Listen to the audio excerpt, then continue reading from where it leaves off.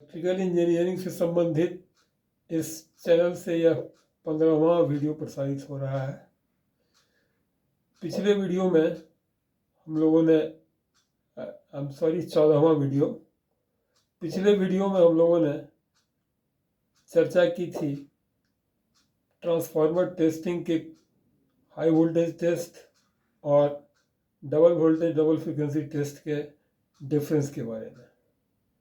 11वें और 12वें वीडियो में हम लोगों ने हाई वोल्टेज टेस्ट और double voltage double frequency test के बारे में वार्ता की थी।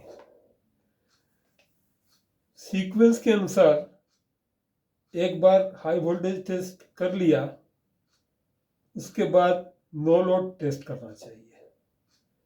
नो लोड टेस्ट का ऑब्जेक्टिव है to conduct open circuit test in order to find parameters of equivalent circuit of transformer, evaluate efficiency of transformer, मतलब ट्रांसफार्मर के इक्विवेलेंट सर्किट के पैरामीटर की जांच करने के लिए, और ट्रांसफार्मर के एक्साइटेशन कैरेक्टरिस्टिक्स को देखने के लिए।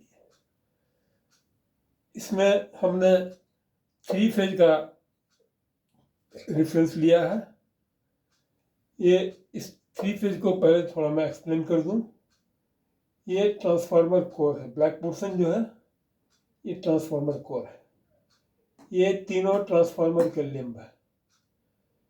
डिस्ट्रीब्यूशन ट्रांसफार्मर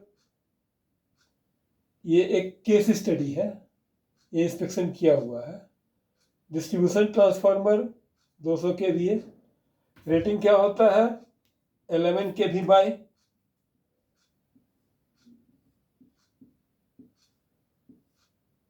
0.44 kV,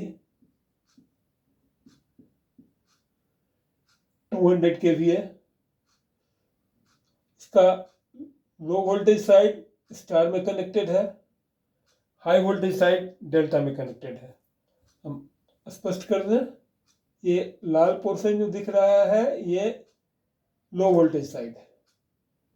ये इन दोनों के डॉट वाले पोर्शन को हमने फेज मान लिया। ये देखिए डॉट से यहाँ फेज, ये इसके इस डॉट से ये फेज, और इसके इस डॉट से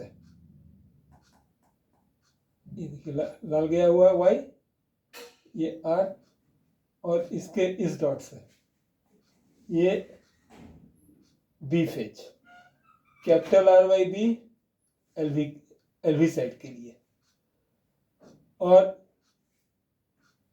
एचवी साइड डेल्टा में जुड़ा हुआ है। ये ब्लू पोर्शन जो देख रहे हैं वाइंडिंग का ये एचवी है। तो वास्तविक तो जो वाइंडिंग होता है वो अगर इसको कोर मान लिया जाए तो इस पर ये एलवी है, पहले एलवी की वाइंडिंग होती है और उसके ऊपर से ये एचवी का वाइंडिंग होता है। ऐसा क्यों किया जाता है हम लोगों ने पिछले वीडियो में डिस्कस किया था, लेकिन यहाँ 2 डायमेंशन में इस तरह से दिखा पाना थोड़ा प्रॉब्लम है, इसलिए ये इसमें ऊपर ये लाल से एलवी साइड को दिखाया गया है, ब्लू से हाई वोल्टेज साइड को दिखाया गया है। ये डॉट पोर्शन को फेज में लिया गया है, देखिए आर फेज डॉट, ये वाई फेज डॉट, और ये बी फेज डॉट, और ऑपोजिट साइड को तीनों को देखिए तो ब्लू कलर से देखिए ये तीनों को जोड़ दिया गया हुआ है, ये न्यूट्रल निकाल दिया गया है। डेल्टा के लिए हाई वोल्टेज, इसका आर का डॉट बी के क्रॉस से, और आर का क्रॉस इसके डॉट से, वाई के डॉट से, और वाई का क्रॉस बी के डॉट से। अब स्टार को खींचेंगे तो ये डेल्टा में हो जाएगा। तो ये star delta star transformer 200 kV का 11 kV बाई 0.44 kV का है। इसी तरह यदि एच टी को लेकर के चले, देखिए मैंने एक एच टी का एग्जाम्पल लिया है, 5 MVA 33 kV by 11 kV power transformer. तो उसमें इसको 11 kV साइड मान लें और इसको 33 kV साइड मान लें। नो लोड टेस्ट का बेसिक फंक्शन है ये देखना कि हाई वोल्टेज और double voltage double frequency test sustain करने के बाद इसके वाइंडिंग वगैरह पर कोई असर तो नहीं पड़ा है। ठीक है, 1 मिनट सस्टेन कर गया, लेकिन इसके बाद ये वाइंडिंग कुछ इतना डैमेज तो नहीं हुआ कि आपस का टर्न शॉर्ट कर गया। तो उस हालत में मैग्नेटाइजिंग करंट या एक्साइटेशन करंट जो होगा वो एबनॉर्मल होगा। अब इसकी टेस्टिंग के लिए क्या किया हमने, ये इसके सीरीज में एक एमीटर जोड़ा हुआ है, इसके साथ वाट मीटर जुड़ा हुआ है। वाट मीटर का प्रेशर कॉइल जो है ये RY के बीच में ये है, ये Y और B के बीच में एक है, और एक R और B के बीच में, ये देखिए R और B के बीच में, एक R और Y के बीच में, और ये जो है वो W2 Y और B के बीच में। तीन वाट मीटर जुड़े हुए हैं और तीनों के साथ एक एक वोल्ट मीटर जुड़ा हुआ है, आपस में RY क्रॉस YB क्रॉस और BY क्रॉस। और इनको हम एक ऑटो ट्रांसफार्मर से, वेरिएबल ऑटो ट्रांसफार्मर से रेटेड वोल्टेज जो है वो इसमें सप्लाई करते हैं। रेटेड वोल्टेज भी धीरे धीरे सप्लाई करते हैं, और ये न्यूट्रल को हम लोगों ने 1 मिली एम्पियर मीटर से ग्राउंड से जोड़ा हुआ है, क्योंकि थोड़ा वोल्टेज देने पर ही यदि बहुत ज़्यादा एक्साइटेशन करंट हो गया, जैसे इसमें एक्साइटेशन करंट जो नापा गया है 1.38 एम्पियर एवरेज नापा गया है, तो हल्का वोल्टेज देने से यदि बहुत ज़्यादा एक्साइटेशन करंट आने लगा तो फुल वोल्टेज देंगे तो इंस्ट्रूमेंट जल सकता है। इसलिए ग्रेजुअली धीरे धीरे बढ़ाते हुए रेटेड वोल्टेज यहाँ इस ऑटो ट्रांसफार्मर के माध्यम से देते हैं। और उसके बाद फिर जबकि ये high voltage side open circuited है, उसके बाद यहाँ पर जो लॉसेस हमको इंडिकेट हुआ उसको रिकॉर्ड करते हैं। 200 kVA के डिस्ट्रीब्यूशन ट्रांसफार्मर के केस में W1 में 13.5 वाट, W2 में 12.5 वाट और W3 में 11.5 watt. Total W1 plus W2 W3 multiplying factor इसका 8 था, तो टोटल ये 300 वाट। उसी तरह 5 MVA पावर ट्रांसफार्मर में W1 24, W2 22 और W3 49। यहाँ आप एक बात ध्यान देंगे कि 200 kVA में भी और पावर ट्रांसफार्मर में भी एक ट्रांसफार्मर का एक वाट मीटर का रीडिंग एबनॉर्मली हाई है, तो वो होगा, क्योंकि इसमें R और Y के बीच में जो लॉस आ रहा है, और वो लगभग बराबर होना चाहिए Y और B के बीच में जो लॉस हो रहा है उसके। लेकिन R और B ये डिस्टेंस ही बहुत ज़्यादा हुआ, तो इसमें लॉस कुछ ज़्यादा होगा। टोटल ये 30% या 40% तक का वेरिएशन इसमें हो सकता है। तो इसको ये मान के और सोच के चलना पड़ेगा कि इसमें ज़्यादा लॉस हो सकता है। अब यहाँ हमने इसका ओपन सर्किट का फेजर डायग्राम ड्रॉ किया है। यदि आपको सिंगल फेज का याद हो तो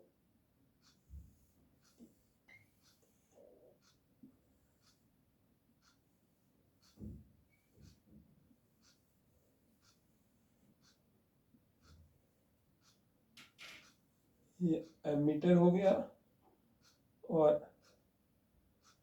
यहाँ एक वाट मीटर हो गया।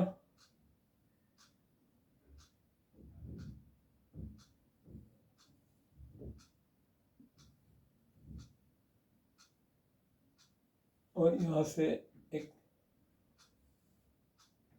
सप्लाई दे रहे हैं। सप्लाई वोल्टेज भी हो यदि, तो इसमें रेसिस्टिव ड्रॉप कुछ होगा। उस रेसिस्टिव ड्रॉप के बाद यहाँ जो वोल्टेज इंड्यूस होगा आएगा यहाँ, वो लेंजेज लॉ के अनुसार इसको अपोज करेगा। तो इसका भी ओरिएंटेशन ऐसा ही रहेगा। और बहुत मामूली सा वोल्टेज ड्रॉप के बाद यहाँ जो वोल्टेज जनरेट होगा वो ई होगा। यहाँ जो वोल्टेज अवेलेबल होगा वो ई होगा। अब ये चार्जिंग करंट जो है, I am sorry, excitation current जो है, इसके दो कंपोनेंट हैं। एक मैग्नेटाइजिंग कंपोनेंट और दूसरा कोर लॉस कंपोनेंट। तो मैग्नेटाइजिंग कंपोनेंट क्या काम कर रहा है और कैसे कर रहा है, अब इस पर चर्चा कर ले थोड़ी सी हम लोग। तो ये एम्पियर सर्किटल लॉ यदि याद करें हम, तो एम्पियर सर्किटल लॉ क्या कहता है? लाइन इंटीग्रल ऑफ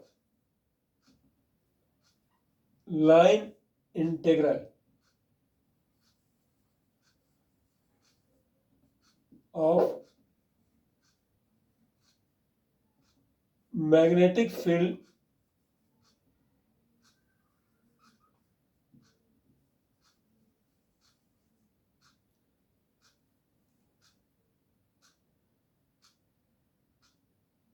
जिसका क्वांटिटी होगा H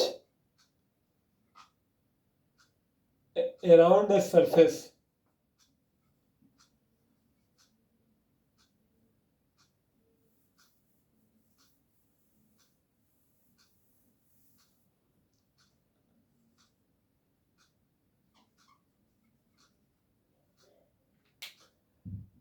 surface having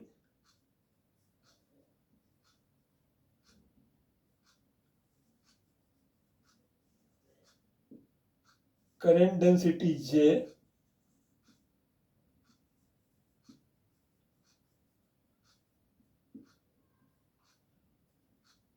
will be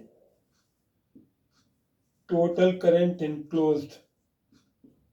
यहाँ टोटल करंट इनक्लोज्ड क्या है?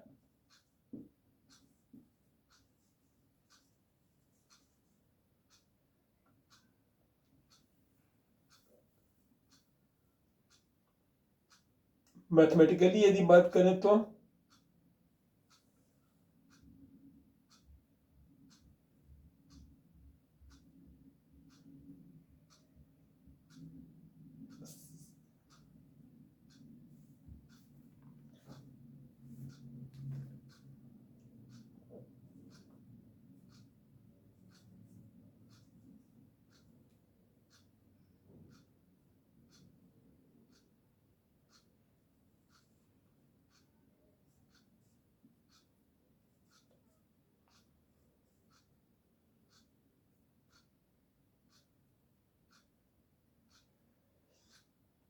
यहाँ जे क्या है? Current density.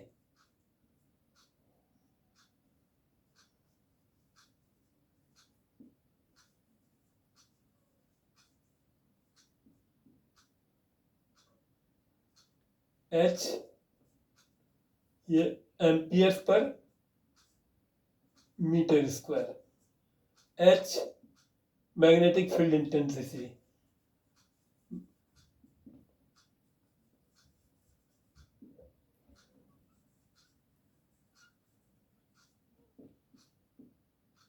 वेबर।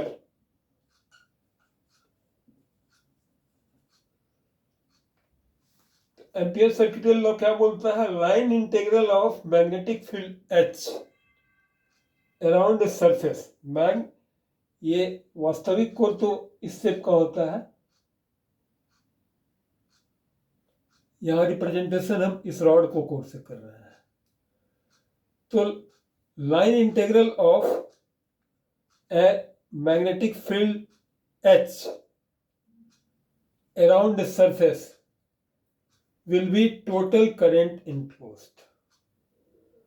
अब ये क्या है, JDA इक्वल टू HDL, ये वाइंडिंग, इसको कंप्लीट वाइंडिंग मान लीजिए यहाँ से यहाँ तक। तो इसका लेफ्ट हैंड साइड जो है ये करंट डेंसिटी हुआ, और ये A इज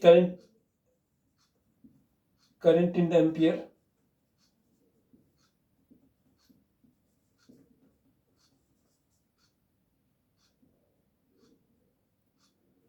लेफ्ट साइड जो होगा वो हो जाएगा NI, number of turns into current, equal to HC LC, magnetic field intensity in the core in Weber, और LC length of the core। ठीक है। अब क्या करते हैं, ये मैग्नेटिक फील्ड इंटेंसिटी जो है ये क्रिएट हो गया। ठीक है। अब ये बीज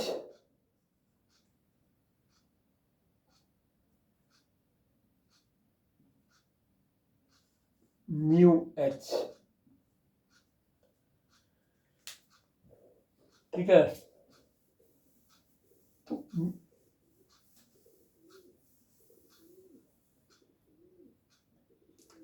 यहां B क्या है, फ्लक्स डेंसिटी।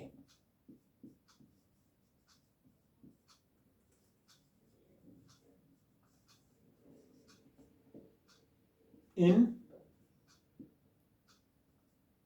वेबर्स पर मीटर स्क्वायर। ठीक है। तो ये H हो जाएगा B बाई म्यू। म्यू क्या है, परमिएबिलिटी ऑफ द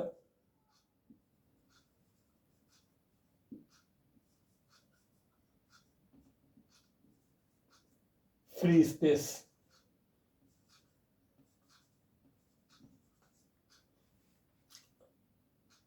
अब ये मैग्नेटिक फील्ड जो है ये B equal to mu H। ठीक है।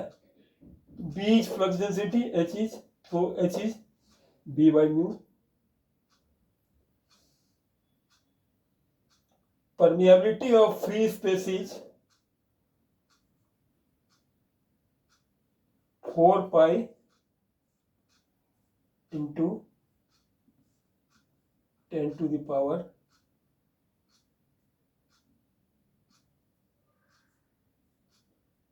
-7।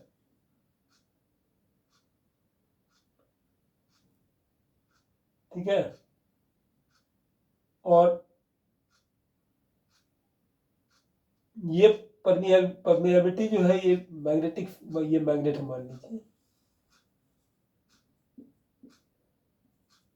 ये मैग्नेटिक लाइन ऑफ फोर्स जा रहा है।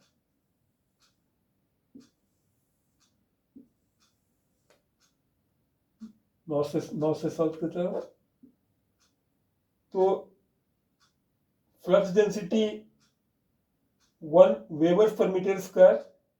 तो ये मतलब कि इसका जो है वेबर इज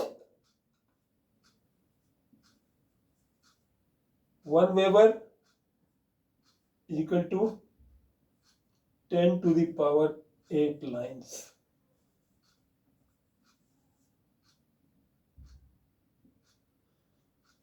तो ये 10 to the power 8 लाइन्स का मतलब ये 10 करोड़ लाइन।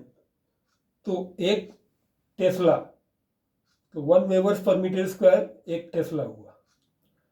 1 वेबर्स पर मीटर स्क्वायर फ्लक्स डेंसिटी के लिए ये 1 स्क्वायर मीटर में 10 करोड़ लाइन होना पड़ेगा, मैग्नेटिक लाइन ऑफ फोर्स होना पड़ेगा। अब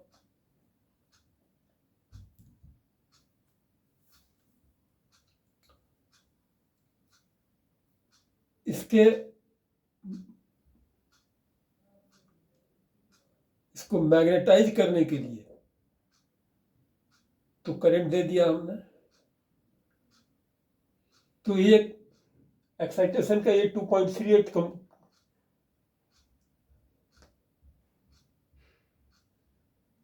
1.38 एम्पियर जो एवरेज करंट है, ये इसका एक कंपोनेंट हुआ वर्किंग कंपोनेंट या मैग्नेटाइजिंग कंपोनेंट, ठीक है।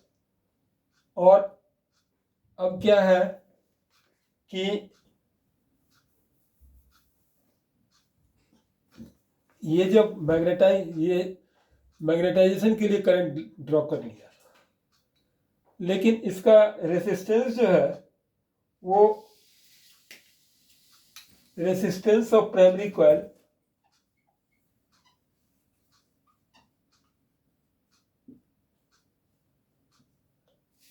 kVA के केस में 0.7 मिली ओम पर फेज, और 5 MVA के केस में ये ऑफ द ऑर्डर ऑफ 90 मिली ओम पर फेज है।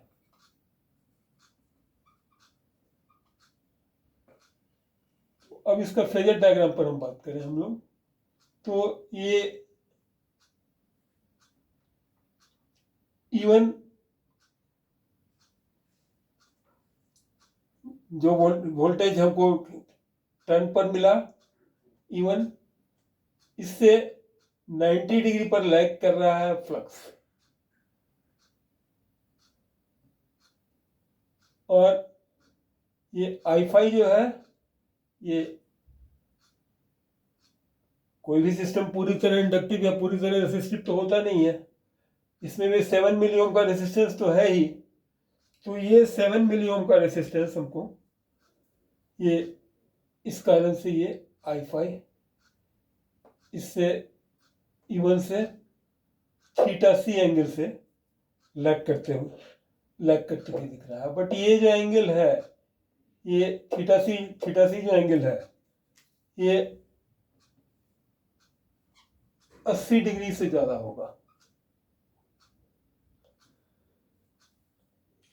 मोर देन 80 डिग्री, क्योंकि ये रेसिस्टेंस हम देख रहे हैं कि बहुत कम है, 7 मिली ओम है, और इंडक्टिव वैल्यू जो होगा इसका बहुत हाई होगा, एल जो होगा हेनरी वो बहुत हाई होगा, तो ये जो होगा ये 80 डिग्री का से ज़्यादा होगा। तो एक कंपोनेंट तो हमने ले लिया इसको मैग्नेटाइज करने के लिए, वो मैग्नेटाइजिंग कंपोनेंट हो गया। अब मैग्नेटाइजेशन के बाद इस कोर में जो लॉस हो रहा है, एक हिस्टेरेसिस लॉस और दूसरा एडी करंट लॉस, इस दोनों पर हम फिर थोड़ी देर में चर्चा करते हैं। तो हिस्टेरेसिस लॉस के कारण और एडी करंट लॉस के कारण ये कोर लॉस कंपोनेंट जो है ये करंट ड्रॉ कर रहा है, ठीक है। तो टोटल हमारा जो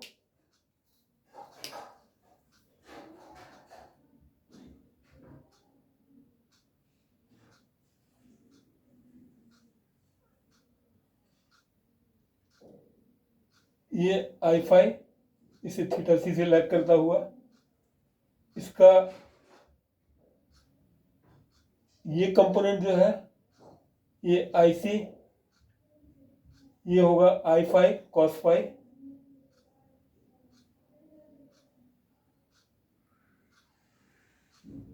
और मैग्नेटाइजिंग कंपोनेंट जो होगा ये होगा I phi sin phi।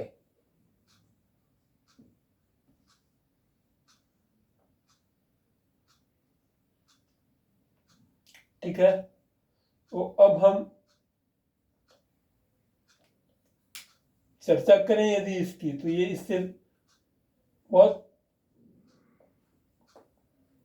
Minor quantity of current हमारा इसमें जाएगा, लेकिन ये माइनर क्वांटिटी करंट ही ये फिर कोर में हिस्टेरेसिस लॉस और एडी करंट लॉस का कारण होगा। हिस्टेरेसिस लॉस सिर्फ मैग्नेटिक मटेरियल में होता है।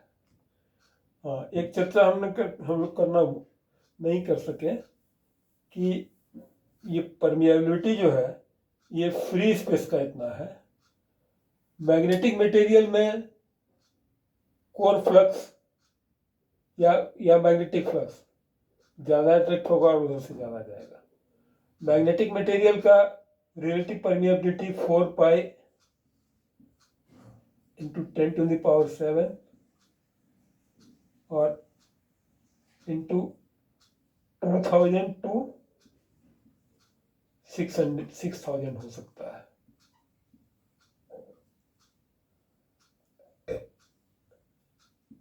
ये डिपेंडिंग अपॉन मैग्नेटिक मटेरियल, जैसे निकल भी मैग्नेटिक मटेरियल है, कोबाल्ट भी मैग्नेटिक मटेरियल है, आयरन भी है, और आयरन में बहुत सारा इसका ये एलॉय जो है, पर बेस्ट जो है वो है CrGO, cold rolled grain oriented. तो ये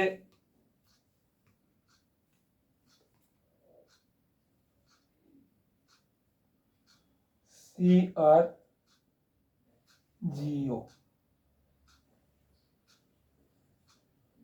ये 0.23 mm से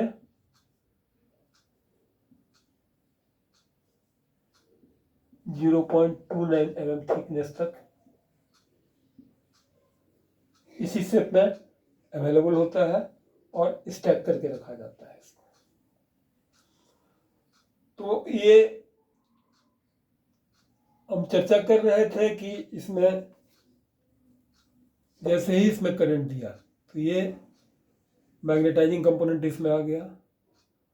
अब इस मैग्नेटाइजेशन के कारण कोर में जो ये एम्पियर सर्किट लॉ के अनुसार कोर में करंट इंड्यूस होगा। कौन सा करंट होगा?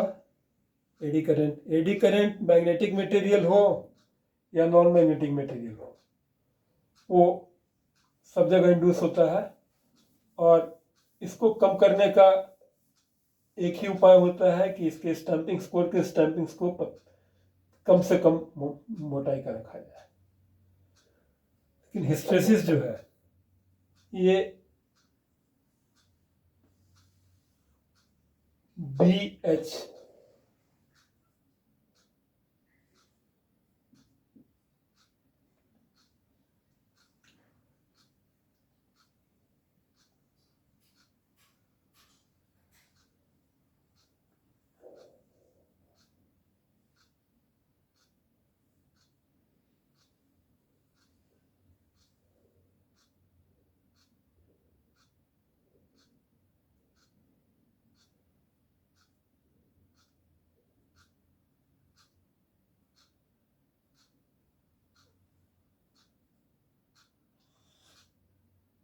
मैग्नेटिक लाइन्स ऑफ फ्लक्स बढ़ने से, जैसे हमने कहा ना, mu B equal to mu H।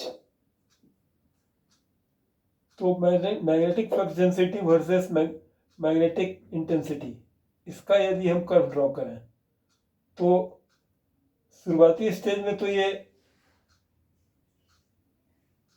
लगभग लीनियर होगा, लेकिन एक स्टेज पर आगे जब ये सैचुरेट करेगा, सैचुरेशन का मतलब ये है कि ये मैग्नेटिक मटेरियल जो होता है इसमें जैसे कोल्ड रोल्ड ग्रेन ओरिएंटेड है, इसमें रैंडमली ग्रेन्स इसका मैग्नेटाइज ही होता है, लेकिन randomly F N N S random fashion में होता है। लेकिन जब इसमें मैग्नेटिक लाइंस ऑफ फोर्स आता है तब ये ओरिएंट हो जाता है।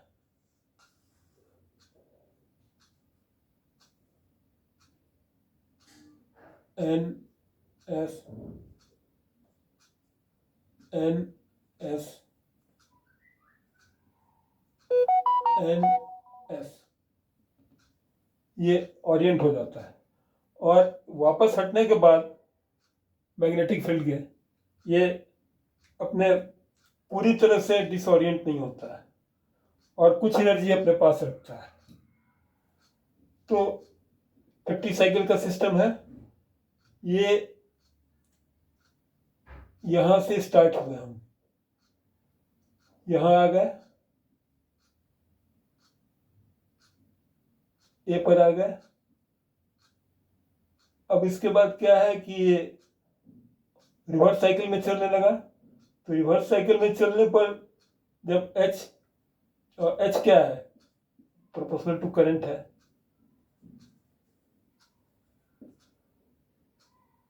जब एच जीरो भी हो गया तब भी इसका फ्लक्स डेंसिटी जीरो नहीं हो रहा है और ये सिस्टम को ये इतना ही एनर्जी रिटर्न कर रहा है।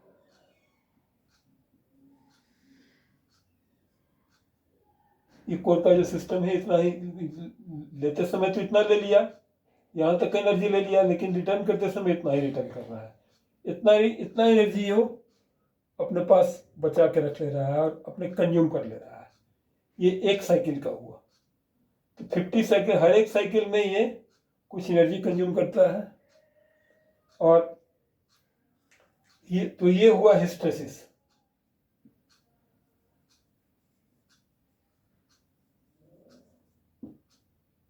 और एडी करंट, अभी हम लोगों ने चर्चा किया कि जब भी मैग्नेटिक फील्ड कहीं इंड्यूस होता है तो उस कंडक्टर में, ये सिर्फ मैग्नेटिक मटेरियल में होगा, क्योंकि सीआरजी कोर भी मैग्नेटिक मटेरियल है तो उसमें हो रहा है।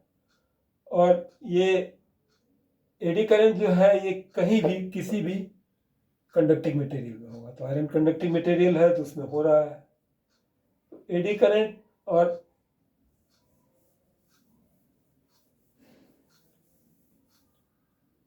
तो ये कंपोनेंट जो है आई फाई कॉस फाई सी,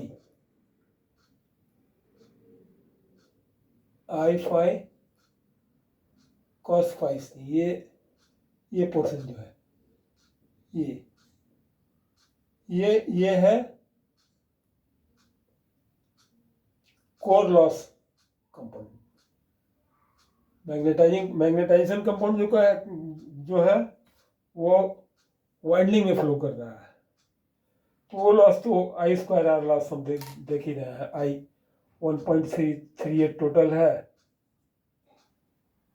वो भी टोटल नहीं होगा। तो यहाँ तो आई एम साइन फाई होगा, तो 1.38 का इंटू 0.9 का स्क्वायर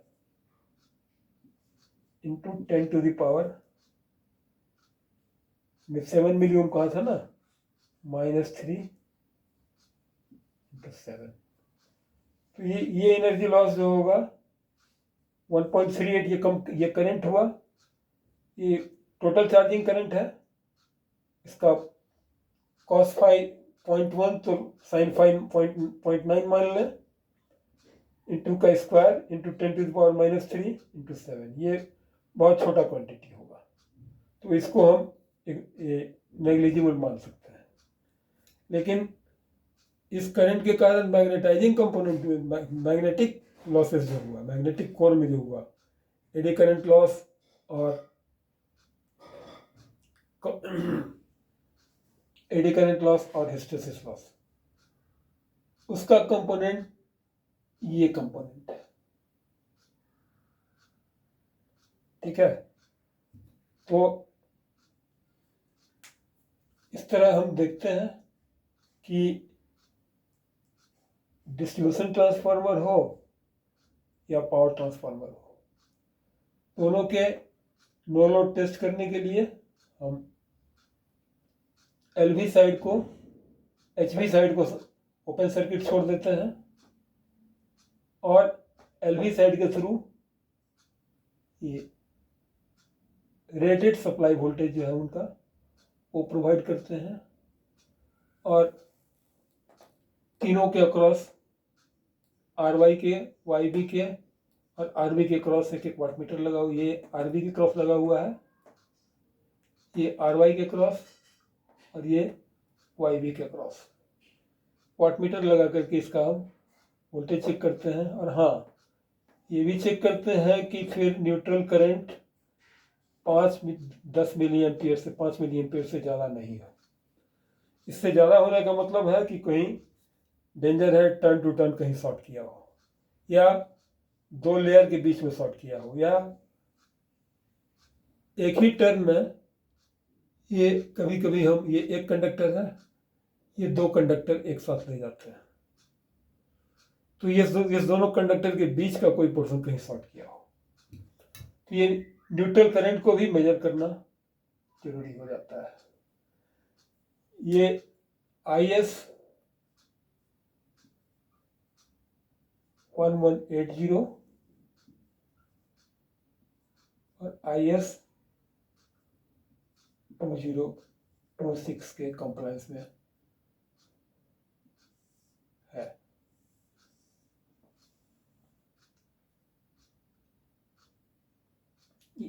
यहाँ देखें हम पावर ट्रांसफार्मर के केस में W1 + W2 W3, इसमें मल्टीप्लाइंग फैक्टर 50 था, तो ये W1 24, W2 22, W3 49, तीनों को जोड़ के यदि 50 से मल्टीप्लाई करें तो 4750 वाट। गारंटीड लॉस था इनका 5 किलोवाट, आयरन लॉस गारंटीड था 5 किलोवाट, तो 5 किलोवाट से कम था तो टेस्ट ओके हुआ। डिस्ट्रीब्यूशन ट्रांसफार्मर सब IS 1180 से गाइड होने लगे हैं और IS 1180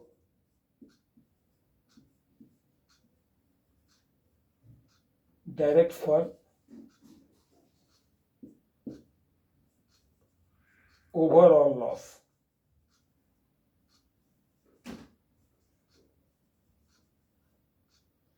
तो स्टैट्यूटरी बाइंडिंग तो खत्म कर दिया गया है इसमें डिस्ट्रीब्यूशन ट्रांसफार्मर में, लेकिन फिर भी ये एक रूटीन टेस्ट है और ट्रांसफार्मर के सर्विस पीरियड के दौरान भी ये जांच करनी चाहिए, ये देखने के लिए कि ट्रांसफार्मर कहीं अनबैलेंस तो नहीं हो रहा है, या इसका कोर सैचुरेट तो नहीं कर गया है, या इसका लॉसेस कहीं बहुत ज़्यादा तो नहीं हो रहा है। अब एडी करंट और इसका फॉर्मूला पर तो यदि हम आए तो K eddy current equal to P hysteresis loss, ये इक्वल टू कितना होगा, K B⁴ 1.6 Bm 1.6 into frequency into voltage. तो हम देखते हैं कि ये लॉसेस जो है हिस्टैरिसीस लॉस वोल्टेज के डायरेक्टली प्रोपोर्शनल है, ठीक है। और P eddy current equal to K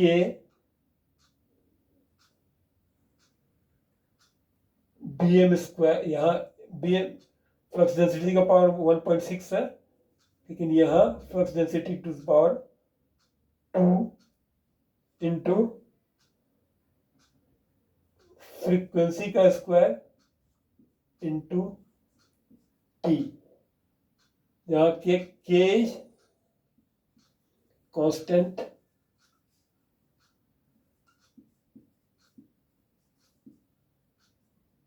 Bm maximum flux density,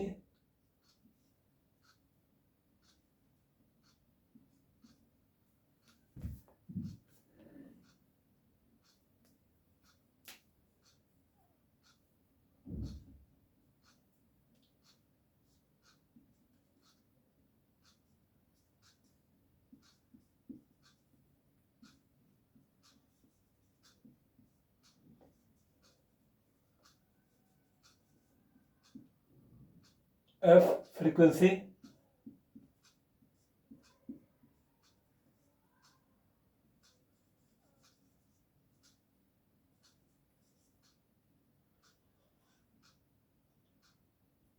B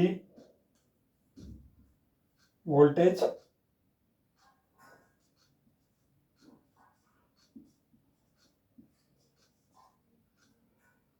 और टी एडी करंट का टी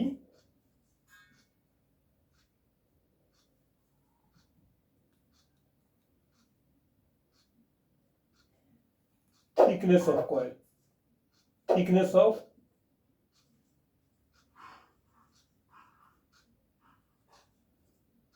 सीट।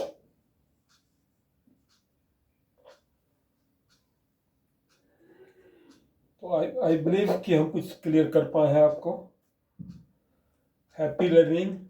यदि इस वीडियो से आपको कुछ भी समझ आया हो, कुछ नई जानकारी मिली हो, इससे आपका, समाज का, देश का कुछ हित होता हो, तो मेरा प्रयास सफल होगा। और मैं आप सबों को बहुत बहुत शुभकामना देता हूँ। एक बार फिर से चर्चा कर लें। ये एलवी साइड ऑफ ट्रांसफार्मर है।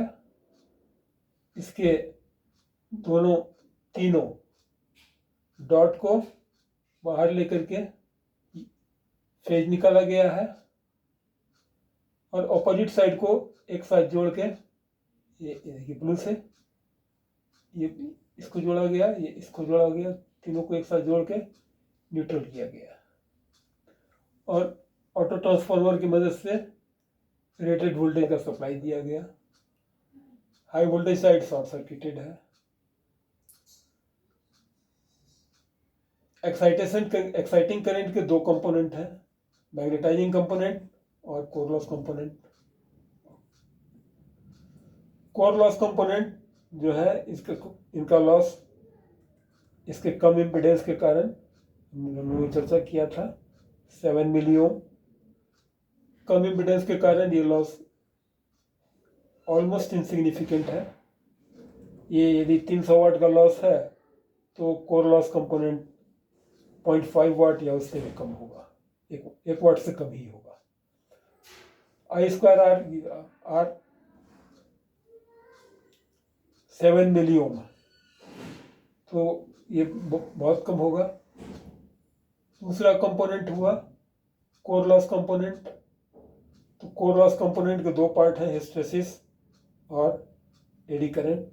Hysteresis current is K into B to the power 1.6 bm to the power 1.6 into frequency into voltage. Eddy current loss is equal to K into, यहाँ यही अंतर है। हिस्टेरिसिस में bm to the power 1.6, eddy current में B maximum flux density का power 2।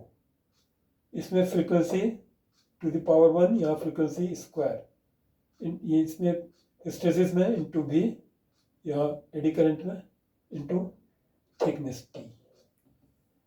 Transformer का basic principle ampere circuital law से guide होता है कि the line integral of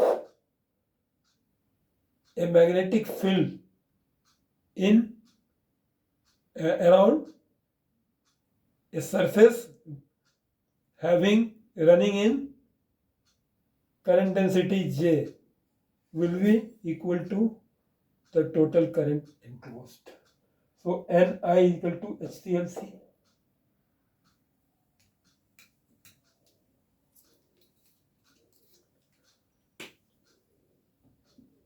Ni equal to HCLC.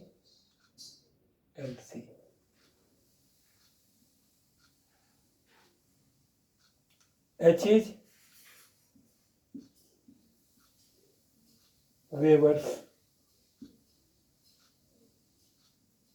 B is flux density,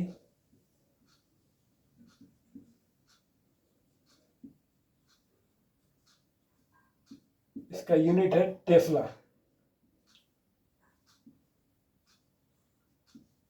weber is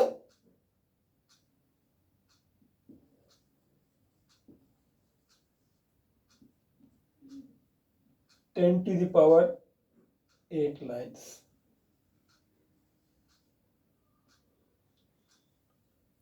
अब क्या है कि इसमें हम मैग्नेटिक लाइन्स ऑफ फोर्स जो है वो इसके मैग्नेट सिस्टम के परमिएबिलिटी पर डिपेंड करेगा।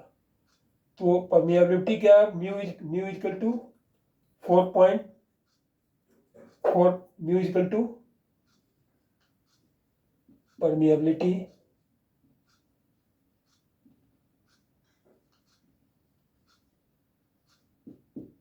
Equal to 4 pi into 10⁷ for open space. इसका यूनिट क्या है म्यू का,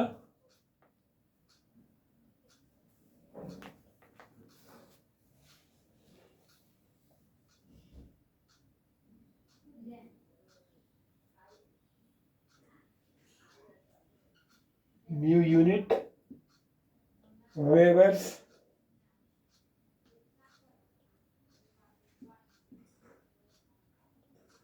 पर एम्पियर टर्न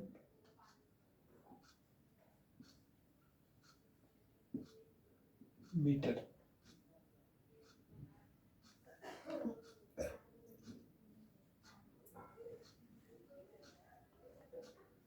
मतलब 1 मीटर में यदि 1 एम्पियर टर्न हो तो 1 weber. Mu equal to weber, फिर से जरा और क्लियर कर दें, वेबर पर एम्पियर टर्न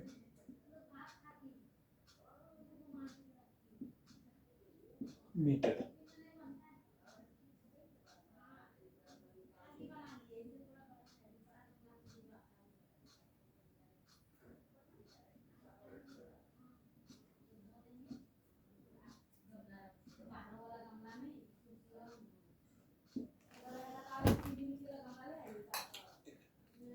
वीडियो के अंत तक बने रहने के लिए धन्यवाद। इस वीडियो में इतना ही। अगले वीडियो में हम ट्रांसफार्मर के रेशियो टेस्ट पर चर्चा करेंगे।